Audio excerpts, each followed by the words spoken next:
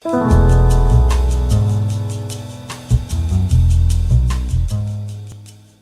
guys, welcome to today's Cosmic Chat with Debbie Sugarbaker. I am so excited to be here with you today. I am going to be, my little dog is crying because he wants to come in, but he needs to wait outside for this. So I'm going to be bringing on Rachel Madar, who is a Kabbalah instructor. She's a CBT therapist. She's a practitioner of many healing modalities, and she's a certified life coach. She's basically an incredible individual, an incredible soul who's going to share with us some things that she's noticed after working with so many individuals from many different backgrounds. She's found that there are a few key things that can really help you to become empowered in your life and really connect and feel that energy of your soul and connect with your true purpose. So I'm going to add her right now and we will get started right away. Thank you. Thank you for the welcoming, and thanks everyone for joining us. Thank you. Yeah. So as I mentioned, everybody, welcome to today's Cosmic Chat. My name is Debbie Sugarbaker. If you haven't been on here before, I do interviews, have conversations with individuals who are working in all different sectors, who are elevating consciousness and helping us really move into a new space as a whole and also as individuals.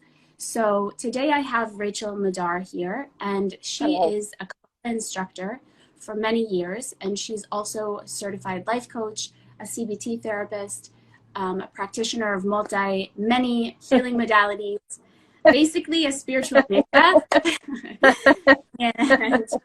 And I know that she's also had like a radio show in Israel, and so she's really just dedicated her life to helping people to live from their soul and connect from their soul and really find the strength that's there and the courage that's there, and many other things. So thank you, Debbie. Yeah. So Rachel, how did you become this ninja? How did you get into your work?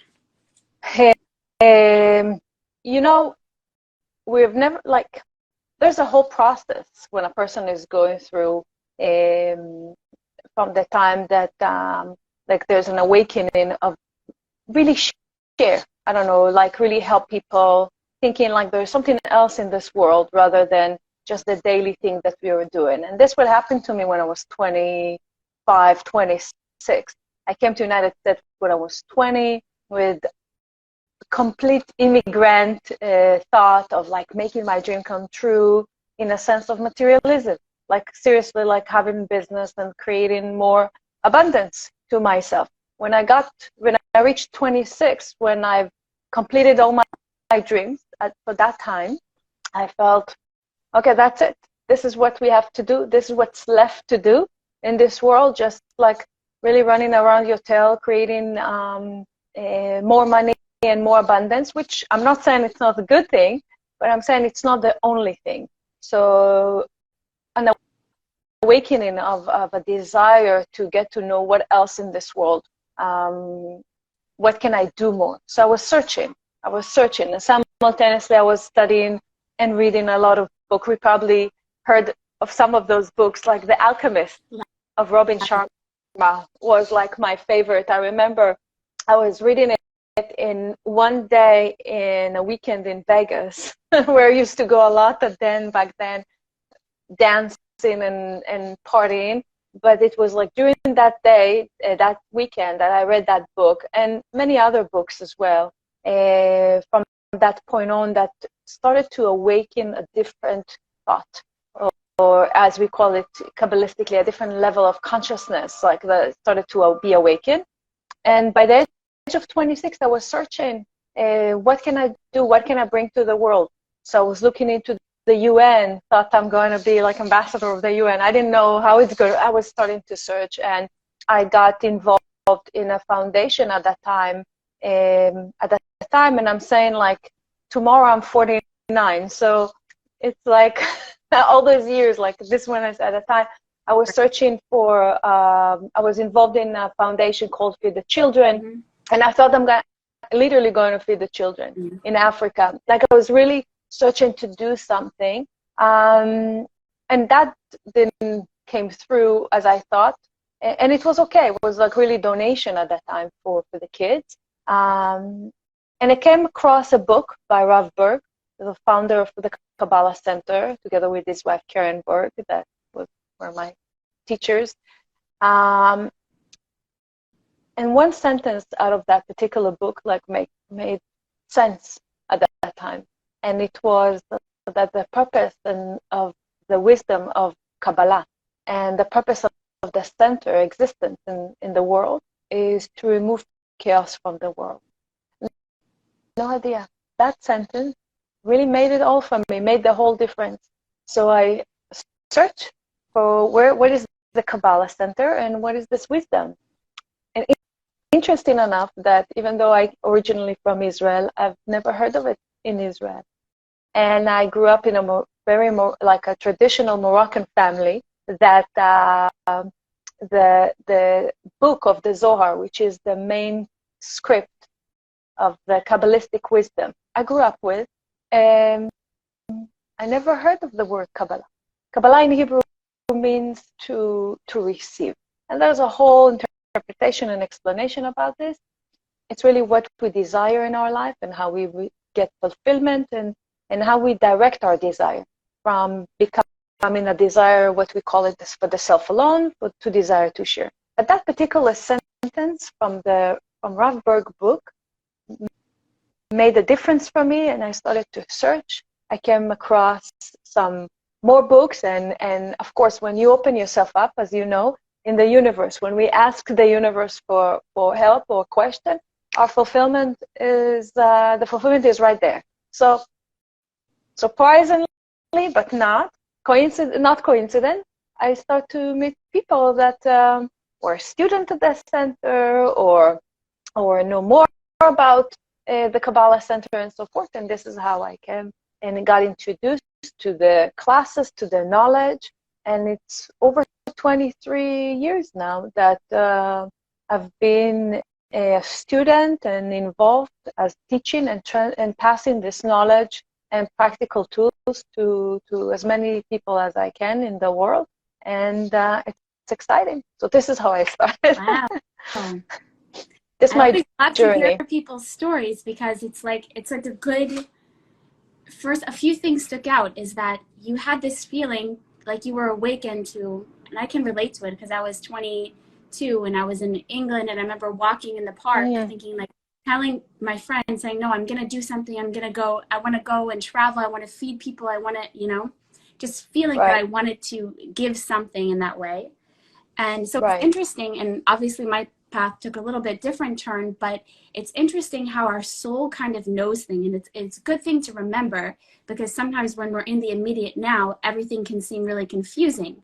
But if you look back to those moments and you say, like, wow, even in that moment, my soul knew that I was going to be on a path of, of elevating consciousness, of really trying to help people and connect people with something bigger. It's like your soul already knew that. So it's kind of sometimes comforting to know. It's true that the soul knows everything. And there is, it's interesting, right before I came on with you to this live, I opened the Zohar, as I mentioned, the ancient script, and I opened one randomly. I do that. I take with me. I'm opening randomly to get connected to the frequency of the universe, right? And to see what can be a message for me even. And it's interesting we're speaking about it, because what I was reading right before that, there's time for everything. Mm-hmm. It's like the universe has created everything perfectly, in a sense of there's time for the sun to shine, and to the moon to share his light. There's time for everything. And also in our process, in our spiritual process, there's time, and there's every period of time, there's a growth, or there's some people will call it a challenge, right? But when we look back, we see that all those were stepping stones to really assist us and help us to grow more, in a sense of like revealing more of our own potential on our own light, the way we call it. So the awakening awakening of someone to do something that is greater than him, it doesn't have to be in a particular time, like 13 or 40. Some people say, oh, 40, we have like some sort of awakening. No, it can be also in 26, it can be in 22. It depends where the process of the soul that reached a level that now it's the time that I can do much more than just looking at myself or taking care of my thing. And there are many stories. Like there are people who awaken, like, and we meet, both of you meet so many people, right? And even at the age of 60, there's like an awakening, and someone says, I wish I knew this information before. And there are people, kids, that already have this drop of an idea. Oh, there is something else that I can do. I can lead, or I can share. At least I can share. The thing is, we never know what we're gonna be. You share that I am CBT practitioner and a coach, and I'm a mediator and a theta healer, and I developed a Kabbalistic healing. I never knew that I will be doing what I'm doing right now. It wasn't my intention, but the intention is that I want to share. I want to share something, and doors were open, and this is how it started, and this is where I'm at. And we never know what will be tomorrow, as long as our intention is to be aligned with what we call the creator or the universe or the light, making sure that we are here to do everything that we can to share our light. This is the beginning. And sometimes sharing, like doing everything we can to share our light, is, you know, also making sure that we care for that soul, that being. It doesn't mean that we completely neglect ourselves and live like a life of, you know, Mother Teresa. I mean, I'm not saying, but somebody who's kind of giving up themselves completely. It's obviously you can do more the more that you can take care of yourself. If you have more resources, you can do different things. So it doesn't mean like a self-neglect. Yeah. No, absolutely. It has to come hand in hand. Yeah. It's like the whole body, mind, and soul connection. Yeah. It's very, very important. Yeah. Sometimes people feel, even the conversation, you know, one of the main topic that is being shared in very spiritual modalities is unconditional love, right? We all want to be in that level of unconditional love. What does it really mean to be unconditional love? So there are different interpretations, right? But the main thing is like that I will share and give from my time, from my knowledge, from my money, from my love, from everything, without any judgment, without any barrier, no limitation. And it's amazing to reach that level. But in order to reach that level, it has to start from the seed. And there's an ancient Kabbalist, his name is Rav Berg, which is the founder of the Kabbalah Center in 1922. And there's a lesson by him, and he was asking his student, what is the seed level if we would like to plant an apple tree and to get apples as the fruit? So what is the seed? Everyone answers, of course, apple seed. You plant apples, you get apple seed and everything like. So then he was asking, okay, so if the fruit is unconditional love, what is the seed level that someone needs to plant in order to have unconditional love? So based on the last example, they will say, and everyone answers in all the classes I'm asking, unconditional love.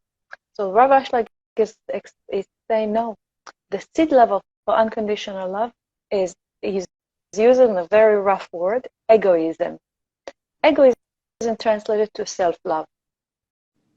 When someone loves himself so much, then there is this awakening of the soul, like you shared in 22, for me in 26, other people in another age. So there's an awakening at that point, like how can I, all this love that I have within me, like my vessel, as we call it, or my body is full. I'm fulfilled. If I'm fulfilled, I want to share. When a person is jumping in the development process straight to unconditional love, there will always be a situation when someone will will pay attention, like, yeah, I'm giving to this person, but hey, that person can give more. Or I'm sharing this, but that person may have more. Like, we always will see the lack when we are not having self-love. Wow. So the process of growth and development that I share with my student and the way I do my session is going through first process of forgiveness, which I'll explain soon. Then I have the second stage is to get into a place of like redefining who I am, identity exercise. Then we go and working on self-love, because there's a phrase, Kabbalistic phrase, that it says, "En noten ma she'en bo," and it's in Hebrew, and it's like you cannot give something that you don't have. So, but it's in a spiritual sense, okay, in a spiritual sense, and it's related to self-love. When you love yourself enough, you are able to share love, to see the good within other people, and it's like less and less seeing what's wrong rather than seeing what is good. So this is basically the process. So imagine like a group of people wish the whole world, right? This is the mission, right? But even a group of people that will love themselves so much, they don't see what they're missing. They will stop comparing themselves to other people. The only thing that they can compare themselves is to themselves, to the light that they can still bring to the world, and as we said, to the light of the Creator. This is our only comparison that we have.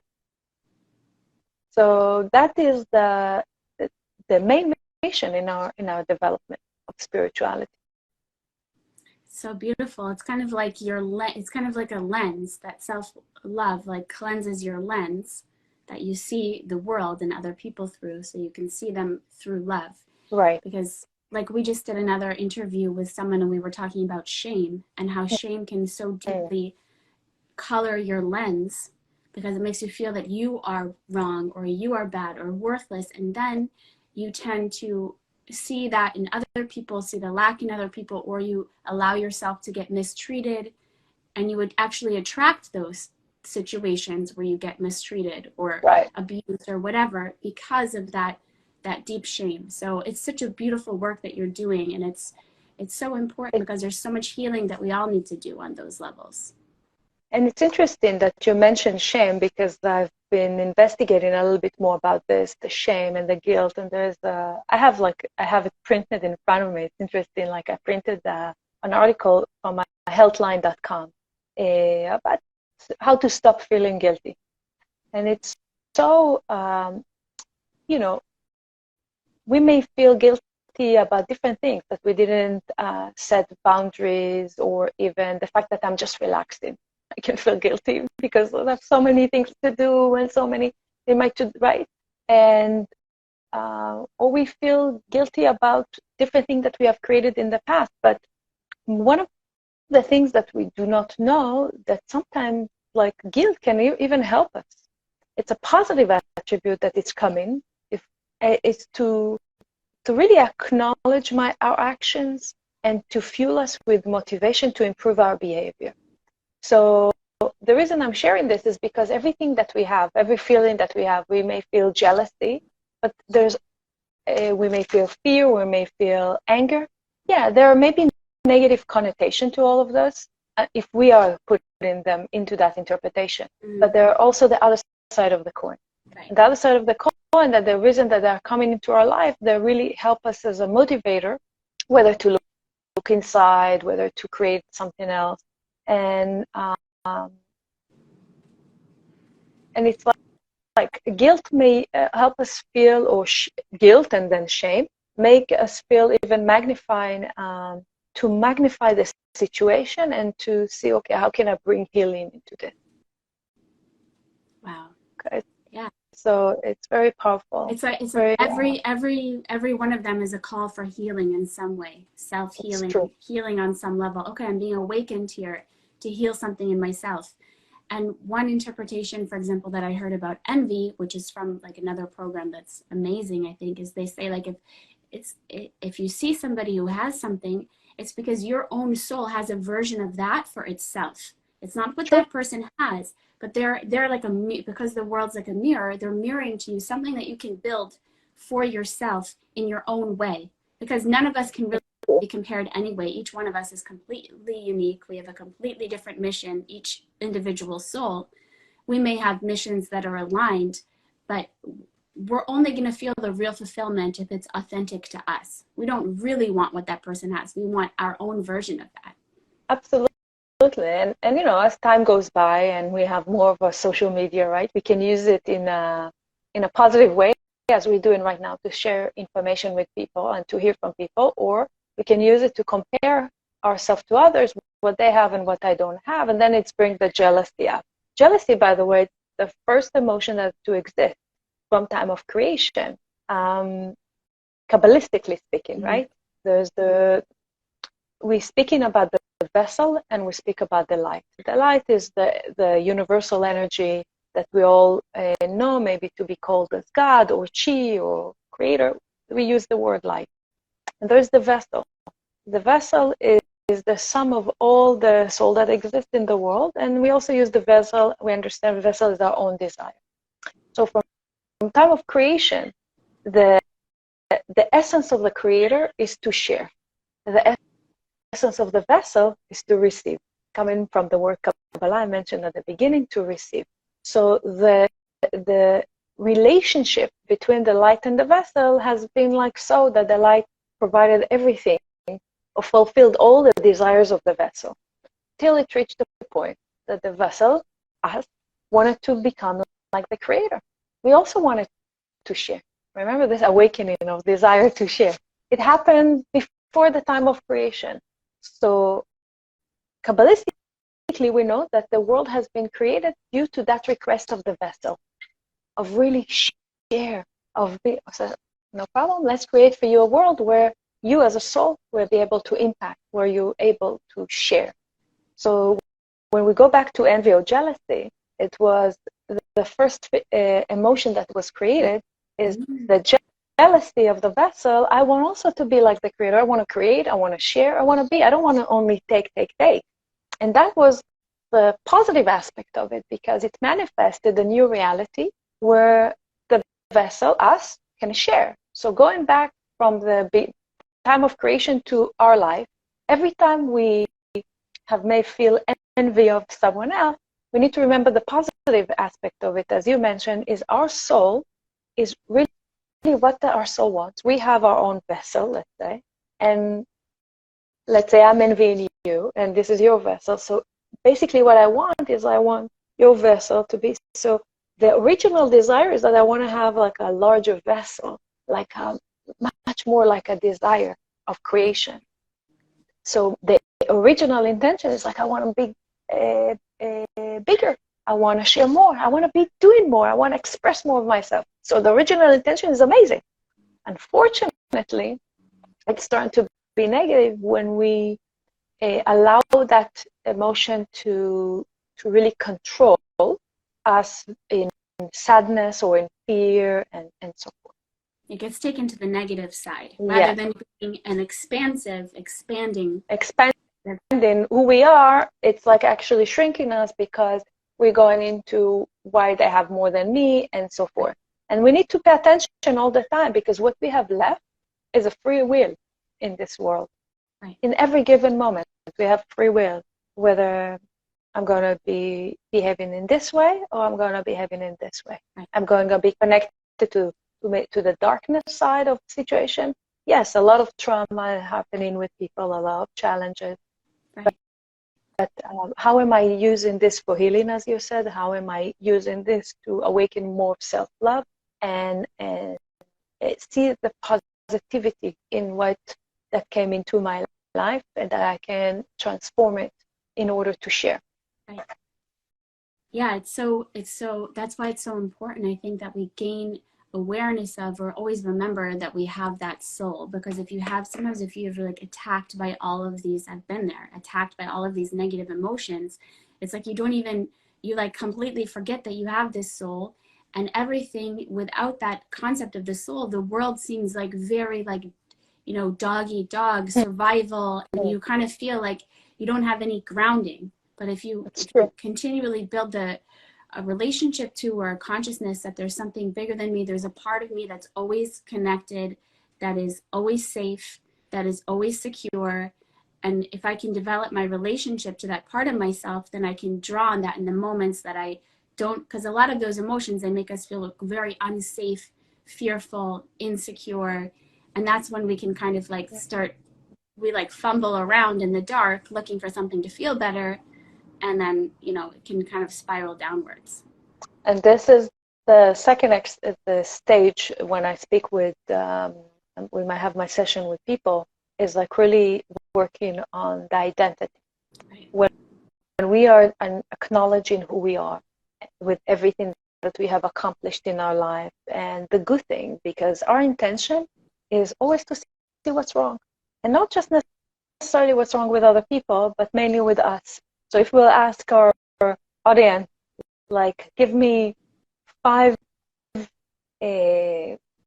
things that are considered to be bad about you, or negative attributes that you have, it will be very fast. People will say very fast, right? When I'll ask, give me at least 2 attributes, or 2 good things about you. Share with me 2 good things about you. Most of the time, it's very difficult for people to say, to share. So it's easier for us to see what's wrong, because we feel that if we acknowledge what is needed to be fixed, so let's focus on what needs to be fixed. And at the same time, we are diminishing the good within us. So we're not able to see the good. So the identity exercise I do is to awaken the good and to acknowledge the good. So a person will be able to see his own soul connection attribute, like to the light, like what is the intention of the light, or the creator, or the universe from the beginning to your soul journey.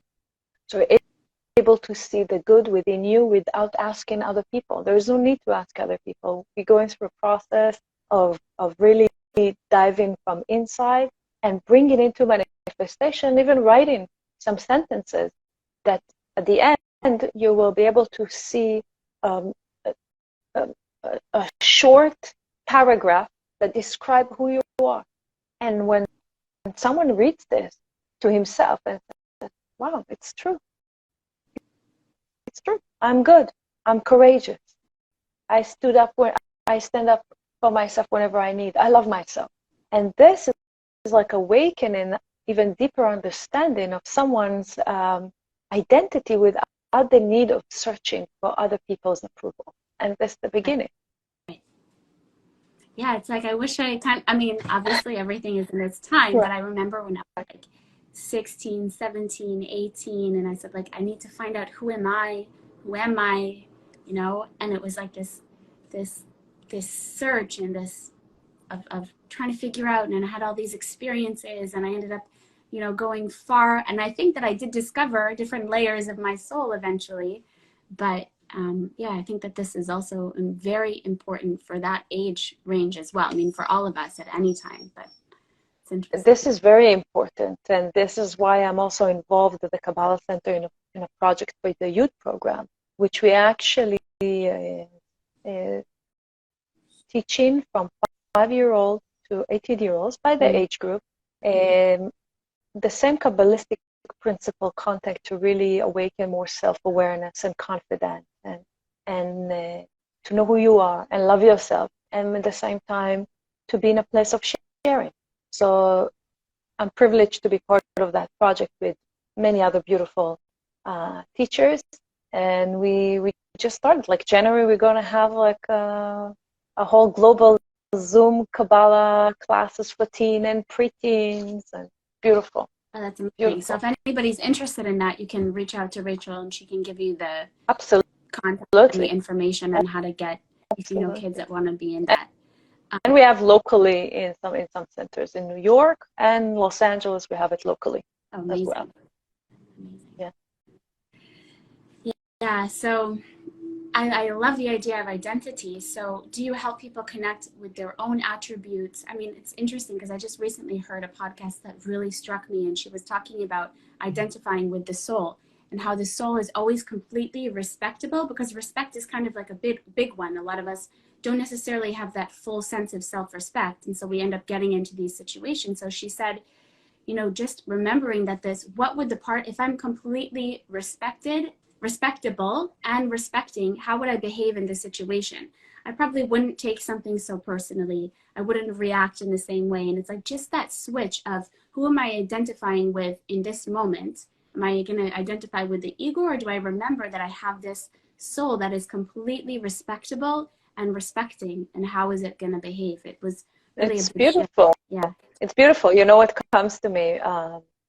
It's rather Kabbalistic wisdom. The main tool, if I can share, one of the main tools are the Hebrew letters. Mm-hmm. The Hebrew letters have been from beginning of time being used as they're not just symbols, but they are energy tools that help us to transform from one level of consciousness to another. Before it has been formed as a language, each letter has a very specific, unique understanding. What's the energy behind it? Why it's been written in that way? What type of energy it can help us to draw into our life, and so forth. So when you mention respect, the first thing that always comes to me is like, okay, how you say and write, and what are the letters that form in the word respect in Hebrew, and what does it mean? So in the Zohar, it's mentioned that respect is kavod. Okay, numerical value of the word kavod is lev, which is heart. Mm. So when we connect to respect yourself, respect your soul, obviously respecting others, it's automatically connecting to your heart. It's like awakening of your heart. It's not something that it's logical. It's not that we are chasing respect that people, right?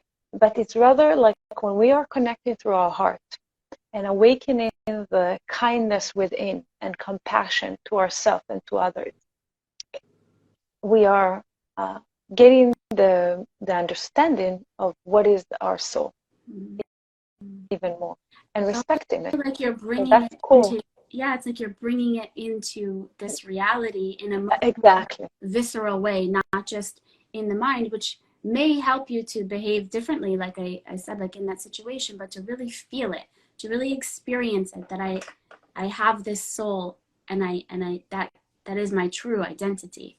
Exactly. And when someone knows his true identity, also understand, like when we speak about the vessel, or maybe it's like the vessel, and also it's like who we are, right? It's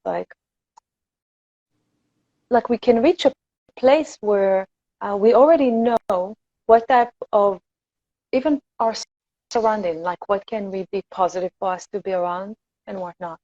And when some people speak or use certain words that are not aligned with who we are, or it may, because we respect our soul, right? We will know how to turn it off in our mind, or to how we consciously choose to be connected to it or not. So the whole process of acknowledging who we are, going through the process of identity, going through a process of self-love, is really to be in a place where anything that will come to us during the day, because we have so many situations coming to us during the day, is how we react to it. How we react to it, and we're willing to be in a place where it's like an energy type of a thing, or we're going to empowered by it. Wow. So powerful. This month is very powerful. This month is very powerful. I wanted to back up slightly, because I know that the first step that you mentioned was forgiveness, and you take people through a process of forgiveness. Why is it important that we kind of, we always say like live in the now, look forward. True. But then we realize, okay, we have all these traumas and situations that are kind of coloring our lens. How does forgiveness help us to clear that lens, or how does it benefit individuals, as you've seen working with probably thousands of people? Because forgiveness, and I'll go back to the Hebrew letters, forgiveness in Hebrew is slicha, come from the root letters samech lamed chet, which are numerical value 98. And why am I saying this? Because there's another word with the same numerical value, which is tzach, which means it's deep cleansing. So when we look at forgiveness in the eyes of the Kabbalistic lenses, is really the process of cleansing our vessel from people and situations that we allow them to control us in our life. Okay, so we going through different things in our life. Each one of us going through different, much more traumatic thing, less traumatic, but it's not really about the level of the trauma experience. It's really, there can be a situation in our life. I had a session last week with someone because I do some sort of reading, and there was a session with someone that I got to that by the age of 5. I was sharing with her that I see her as a child in the park at the age of 5, and that moment she created a certain belief system from that moment on, and she decided something. So we explored that even more, and basically it was a situation where she was playing with the kids in the park, and her father, the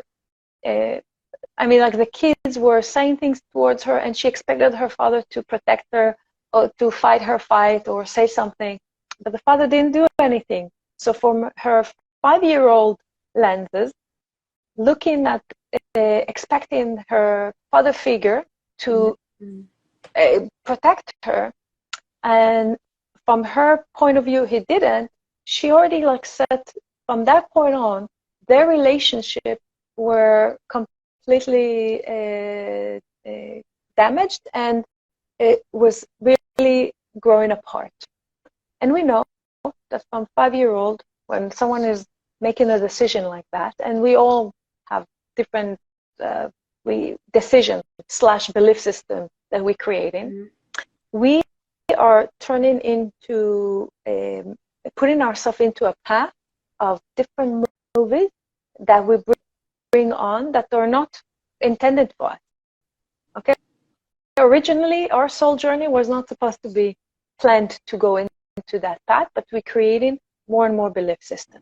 So if it's like the relationship with the father, and later on how I'm relating to other men in my life, and intimacy later on, and love, and expressing feeling, and expressing my voice, because she didn't feel that she expressed. And now she's 40 years old. Okay, so now we're going back and working on the forgiveness process.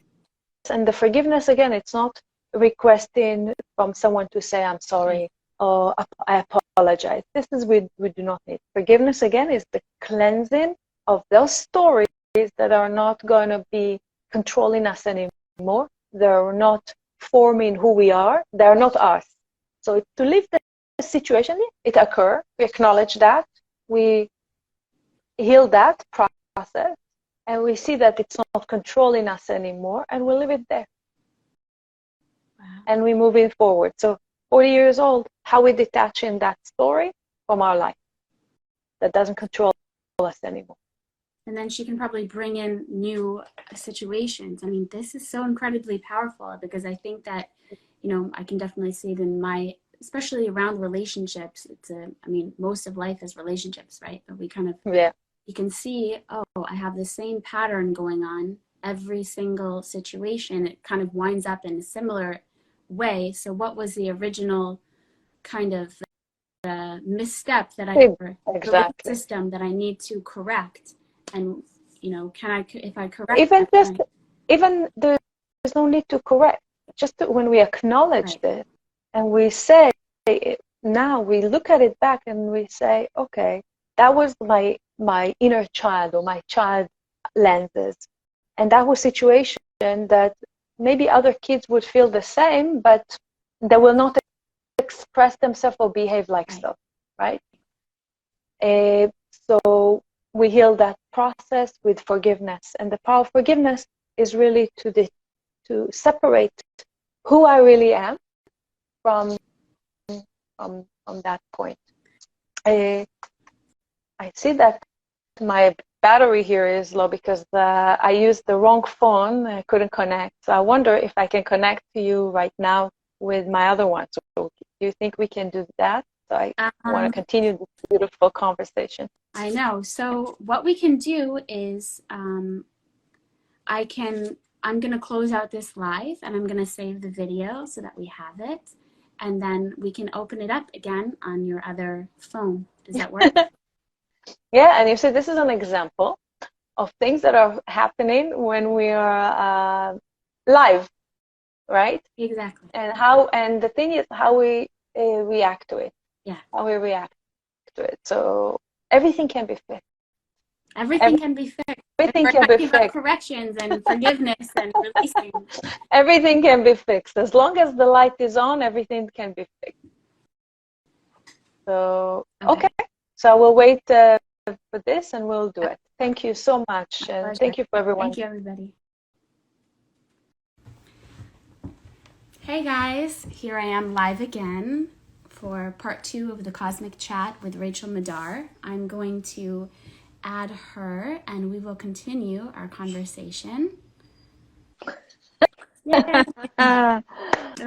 Wonderful. It actually makes it very special. Like there's a part 1 and there's going to be a part 2. Wonderful. I love it. I love it. Thank you. Yes. And this is, yeah. So thank you everyone for joining back. Yeah, thank you everyone for joining back. We were talking about forgiveness and you were saying how you don't necessarily, it's interesting because you actually present people. A lot of times when it comes to forgiveness, I've dealt with this with myself and I've heard other people, go through it. They're like, well, what do I, I've forgiven my parents for this, or I've forgiven for that. So it's hard to know, like, did we really forgive? Okay, did I not forgive? How do we, but I love your approach that it's about cleaning ourselves of that initial misinterpretation of the situation, right? And you actually present tools that allow people to do that, right? Yeah. Kabbalistically, we understand that when we hold grudge again towards people, and that this affecting different situations in my life that I wish that they will happen, and we don't understand why I have blockage. We may have blockage in business, we may have blockage in relationship, we may have blockage in different areas in our life, and we don't understand why. We're trying so many things, we go to so many workshops, we do so many exercises, we speak with people to really help us.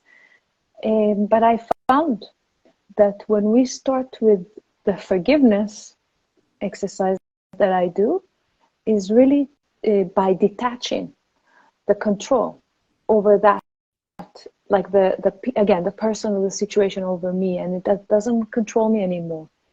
We become freer than this, so we are no limitless. That energetically start to open other gates. And we see it like so kind of black and white, if I can say that. It's like, do forgiveness, something else happened. And most people don't connect the gates that are open to them, the opportunities that are coming to them with the forgiveness exercise. This is why I always do reflections. It's okay, share with me what happened to you in the last couple of weeks, for example. So I see that, and you see, this is the opening of the gate. Now we're ready to do the identity process. So I work with them on the identity process, where a person knows who they are. Imagine, like, I see this beautiful women and men, like, really just walking in the street, like, straight. It's like, so I know what I bring to the table. So if someone will come to me and tell me, listen, you've done this, you like this, you so and so. Because we are reaching a level of certainty, and we become center in a way, right? We are standing tall, I spiritually speaking, and also physically. We take what other people tell us with understanding that it may be a reflection of them on me. Maybe something that it's it's them, not me. I'm still opening to change. I'm still opening to hear what they have to say, look inside, but I'm not taking it as anymore, or other people, yeah, that we talk. I'm not taking it as anymore as something that is wrong about me. Because we all coming from a search and desire to get approval. So if I'm not seeking for approval, I understand, okay, that person said something. Okay, maybe he has an opinion about me because he knows me for 20 years, for example. Or maybe it's a family member that they know me since I'm a child. So in their view, I'm still the youngest child rather than the 40, 30-year-old person that went through X amount of things in my life already. So the identity exercises bring us, and this is what the purpose of the Kabbalistic wisdom is, to come to a place where we find in our inner tranquility. And there are many ways we can reach that with the exercise I've developed, but also with other tools that I'm using. And one of the main tool that I'm using is called the 72 names of God. Those are 72 combinations of Hebrew letters. Each combination has a three-letter combination. And basically what it is these are tools to help us, again, to transform from one consciousness to another. But more than that, each one of us has their own personal 72 name combination associated with a person's birthday.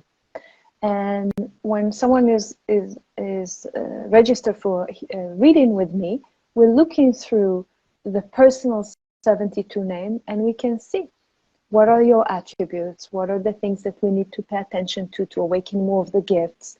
And I always say, like, what the universe wants me to see.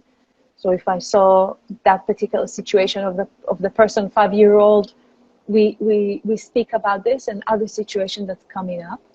But mainly is I look at it as the compass of our soul, like to really understand, okay, this is a tool that I can use on a daily use in my life to help me to connect even more with the self-love, with who I am and how I can shine my light to the world. So this is one of the main tools I'm using. For example, I was thinking to bring an example for this week, because every week also has the correspondent 72 name.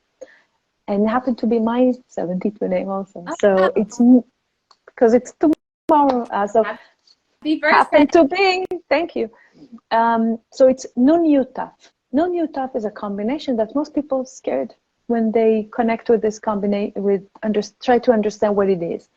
The main interpretation, as we can see it, you can find it there's a 72 Name of God book, application, cards that we can play with, and different things.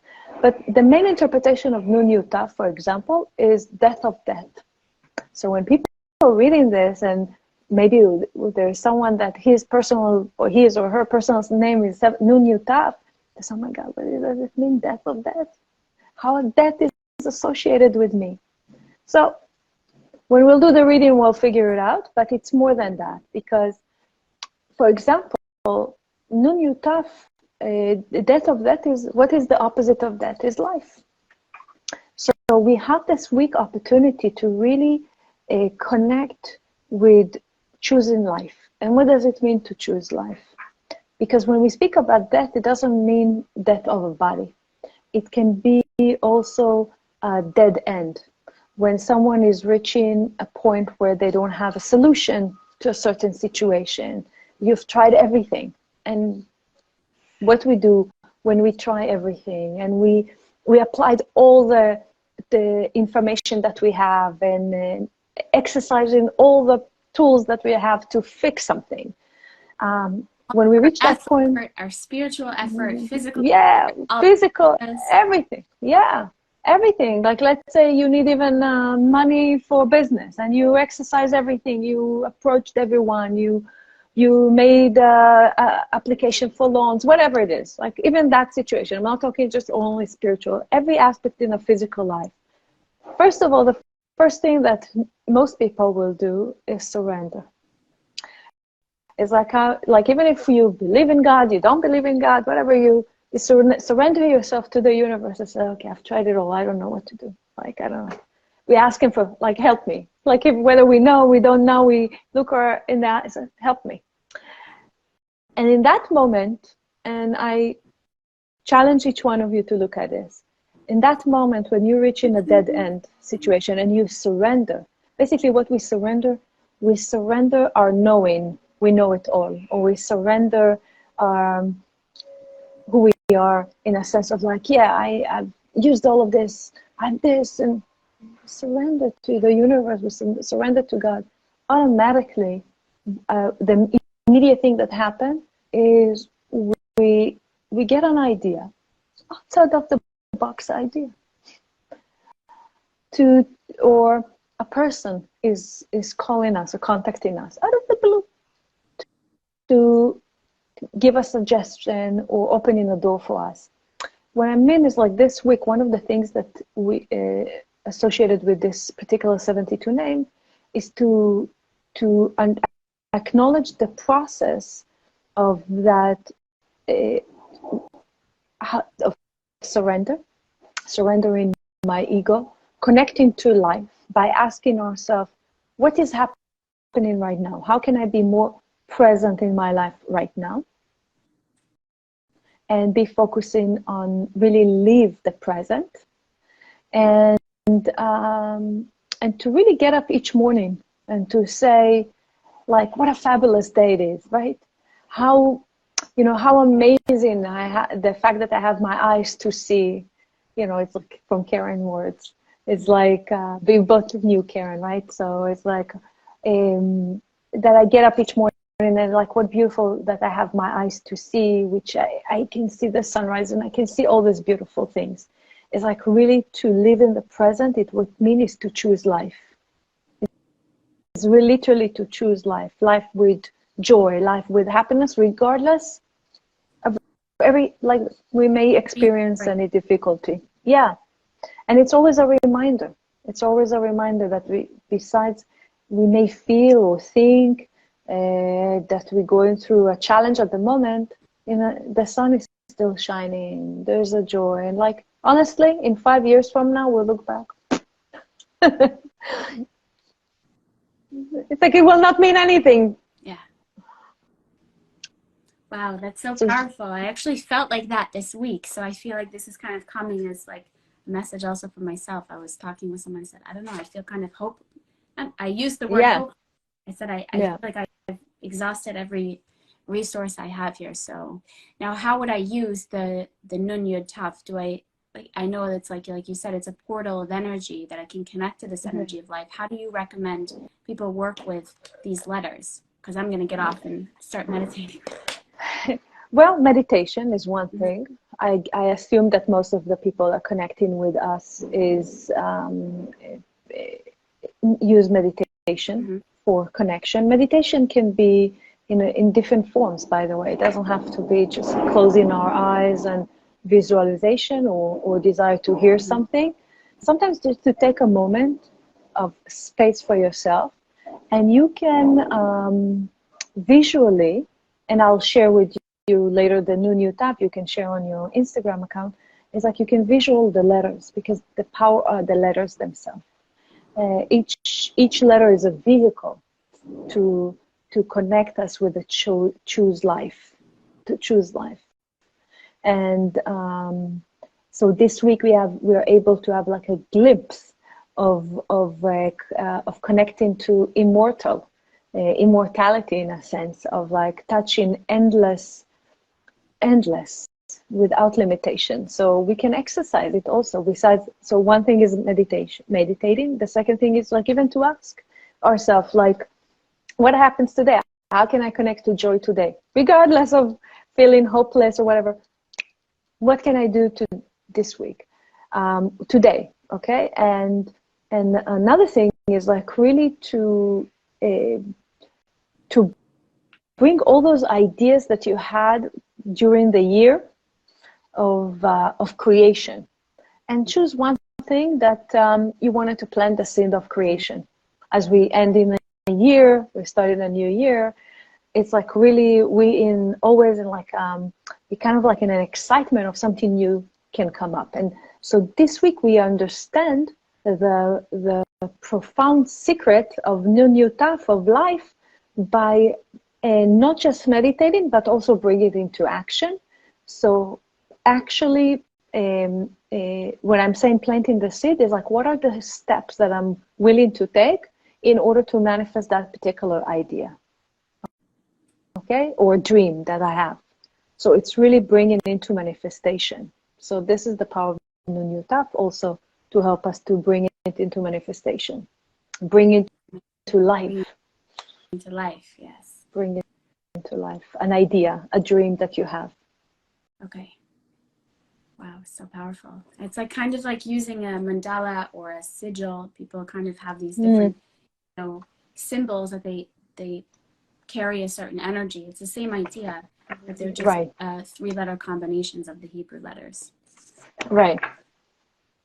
So, and then one more thing that I wanted to mention is when you were talking about forgiveness, and you said that, you know, if you go back to the original situation and you cleanse yourself, you cleanse that, then it opens things up. It's like, I remember when I had a situation happen a couple of years ago, and it felt familiar. It felt like I'd been in this situation before, and it was very like strong, you know, like emotionally, my reaction was very strong.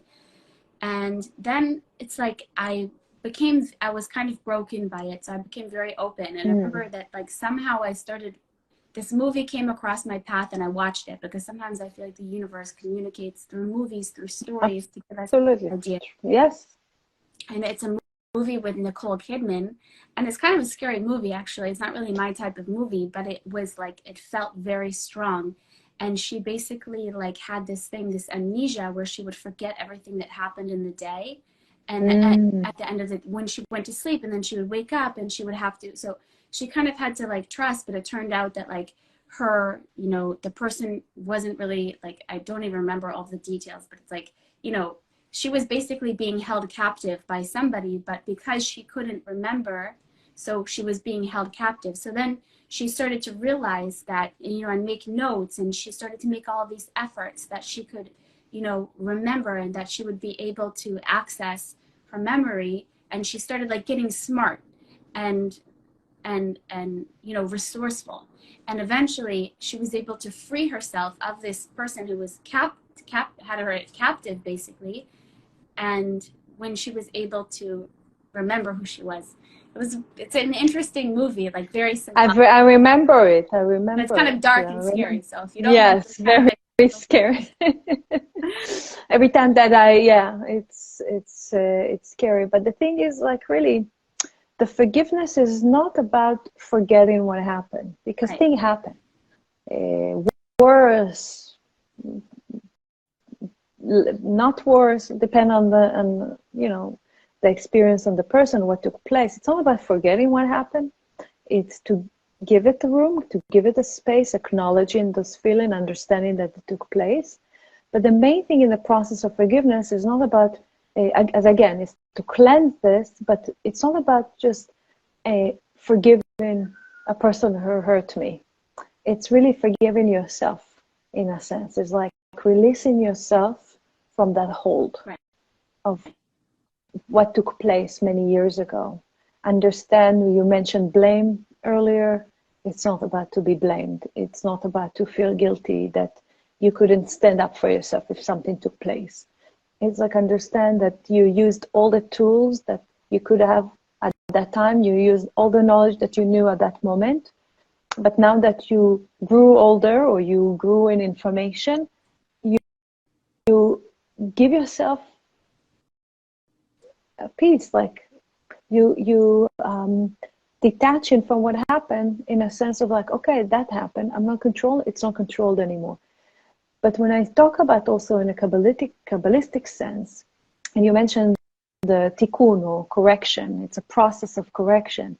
Our soul came here to this world to go through whatever the highs and the lows, in order for us to not just to learn from it, but to free will choose a different behavior, a different route for ourselves, to connect to our own, the path of the soul, of that particular soul. So every time that we go through something in our life, and maybe it has been very traumatic or challenging, yeah, we go into a process of healing and so forth. But going back to the soul correction is understanding that in the moment in time that came, that incident or situation came into my life, so I'll be able to choose to behave differently or experience it in a different way. Most of the time, it's unfortunate, but most of the time it really helps us to open more of our heart to help other people in later on in years. Right. So you will see that most people who went through certain pain in their life, those are the people that open foundations to help other people. Those who more volunteer to do, like we are transforming the pain. The pain exists, but we're transforming the pain in order to share and to help more people. Right.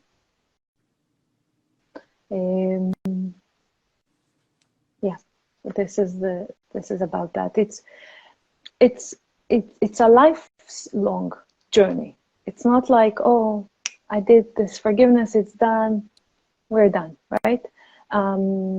There will be moments like few years later that we'll go through the same process again of forgiveness, because in one step we connected to a certain situation, a certain period of our life. You mentioned memory. We are suppressing a lot. Right. It depends on what we experience. So if we are years go by and then our vessel is growing, which means we are able to handle another level, another memory. It comes to the surface. We're doing this process. We cleanse it. It's not controlling us anymore. This is the idea. The main thing is like to reach to a place where, when I'm saying it's not controlling us anymore, it doesn't bring us into the common behavior that we have behaved so far due to that. Right. The inner sadness, the anger, the pushing people away from me, trouble in relationship, and so forth. Because our life is not doomed to fail in every given moment. Our life is not intended to not to experience the full blessings that we can, Our journey in this life is really to experience abundance in every area in our life. In every area in our life. So we need to come to a decision within ourselves that we say, okay, I want it all. And you know what? This year, I feel the energy of this year is really the year of I want it all. Yeah. Like I want it all in all areas, in money, in relationship, in love, in health, everywhere. Right. But the question that we want to ask ourselves is, what am I willing to put in? Right. What am I willing to work on, to clear, to cleanse, to bring this? I want it all. What is my commitment to myself? Right. So I just wanted to share that. That's so powerful. Thank you so much. This has been so enlightening and empowering, and I think that we didn't even kind of go through all of the questions that I had laid out. We kind of took our own, which we can do part 4, 5. Exactly. It often happens when I'm speaking with someone who's, channeler, like you mentioned, you do, readings with the 72 names. She kind of speaks with the letters in a way and can help you on your path, Rachel. And she also does one-on-one meetings where she presents the information and the process that she talks about today. And you also teach classes at the Kabbalah Center in Los Angeles and also online, right? Right, online, live stream, Zoom. And there's just many. I go to people's houses. You also do retreats. Yes. You do retreats by request. So Rachel is this, like we said, this ninja, and she brings so much to us today and to the world. Thank you so much for joining me. Thank you. Thank you. Thank you for inviting me. to join you in this beautiful podcast of yours.